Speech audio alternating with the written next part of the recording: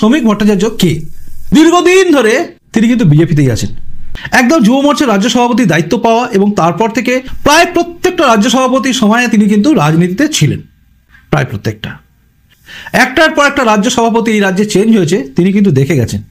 সেদিন থেকে আজ পর্যন্ত একইভাবে রয়েছেন, মানে পার্টির একজন অনুগত কর্মী হিসেবে রয়ে গেছেন।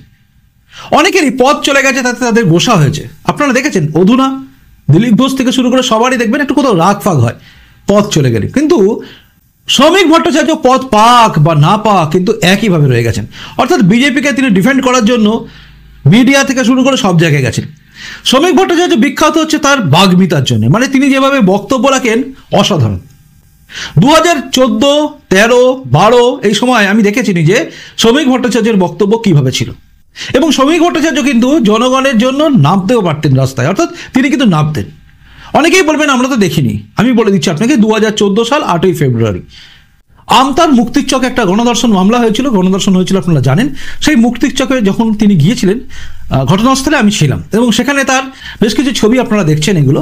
তখন তিনি কিন্তু আমতার মুক্তির চকে চলে গিয়েছিলেন, তখনও বিজেপির কিন্তু কর্মীরা ছিল, অর্থাৎ তিনি যে সময় নেমেছিলেন রাস্তায় ছিলেন এবং গিয়েছিলেন।